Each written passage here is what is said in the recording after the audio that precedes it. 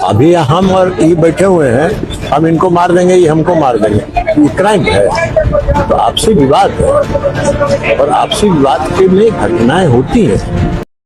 ये हमारे केंद्रीय मंत्री जी हैं, जिनका ये कहना है कि अगर कोई व्यक्ति आपसी विवाद में एक दूसरे की मर्डर कर दे तो वो क्राइम नहीं है, वो अपराध नहीं है। तो नेताजी, मुझे ऐसा लग रहा है कि आप अपनी गलतियों को छुपाने के लिए हो सकता है ऐसा बयान दे रहे हो, या फिर हो सकता है क्राइम किसे कहते हैं ये आपको पता ही नहीं है, अपराध किसे कहते हैं ये शायद आपको पता नहीं है।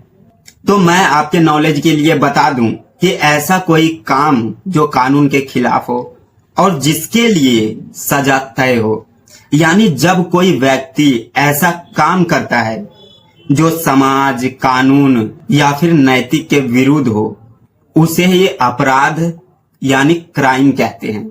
लगता है आपको एग्जाम्पल देकर समझाना पड़ेगा।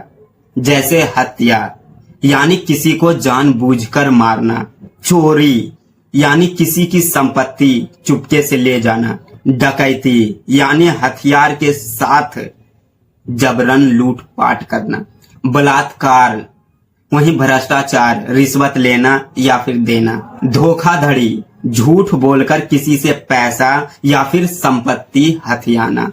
और नेताजी, आपको ये भी बता दूं, अपराध दो प्रकार के होते हैं, एक सामान्य अपराध यानी कॉग्निजेबल और दूसरा गैर संज्ञेय अपराध यानी नॉन कॉग्निजेबल। संज्ञेय अपराध में आता है हत्या, बलात्कार, डकैती। अगर कोई व्यक्ति ऐसे अपराध करते हैं तो उसे पुलिस बिना अनुमति के ही गिरफ्तार कर लेते हैं। वहीं गैर संज्ञेय अपराध में गाली देना, झगड़ा, मानहानि, इसमें क्या होता है कि पहले कोर्ट से आदेश लेना होता है। तो मंत्री जी, आप तो समझ ही गए होंगे। तो आप अपनी गलतियों को छिपाने की बजाय क्राइम को रोकने पर ध्यान दीजिए। ऐसे बहाने बनाने से देश नहीं चलता।